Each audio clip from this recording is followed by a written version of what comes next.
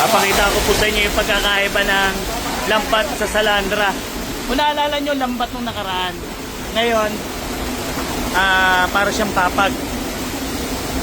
Mas malakas humuli to. Sa isang gabi, kaya niyang humuli ng 10,000 kilos na isda. Isang gabi lang po. Nung nakaraan, lambat lang eh. Ngayon,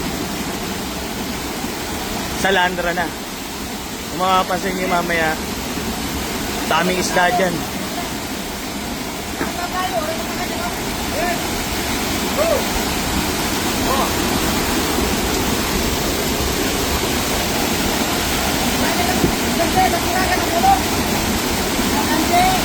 Lagyan ng harang para yung mga isda dito pupunta.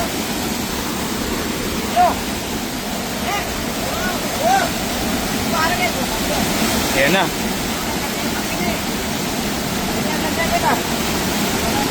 Yan, karami yan.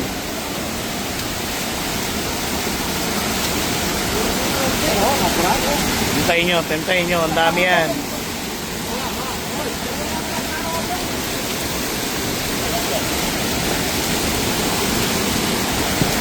Pasok. Oo, yan ako. Mahal na yan, maiipon yan, dadami yan.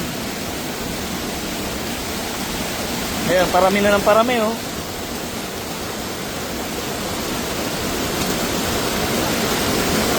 Napupuno pala yan. Oo, napupuno. Napupuno. Oh. Ito po, karpa. Gurami.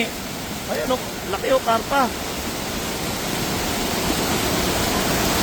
Ay, lalagyan, no? Kasama natin si Maria. Si Leo. Kaya hindi na yun. Ayan, bumapangga sa pako. Ang dami. Ang dami. Oh. Tignan nyo, ang dami yan. Puno yan. Problema nga po dito namumulot ng isda eh. Sariwa-sariwa, oh. Alam niyo po ba yung isda na yan? Oh. Oh. Grabe. Ayan, oh. Dami na. Oh. Mabubukas pa lang yan. Mamaya tignan nyo, napakakapal yan. Gurami. Grabe yung isda to. Tapos, pagbubukod-bukod rin yan. Ang lalaki. Ang lalaki.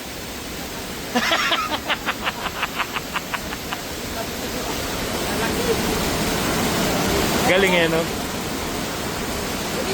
Mas epektibo po to para doon sa bukatot. Opo. Yung mga isda, ang dami, oh. Tingnan nyo, ang bilis dumami, oh. Oh. Ipilian naman ngayon.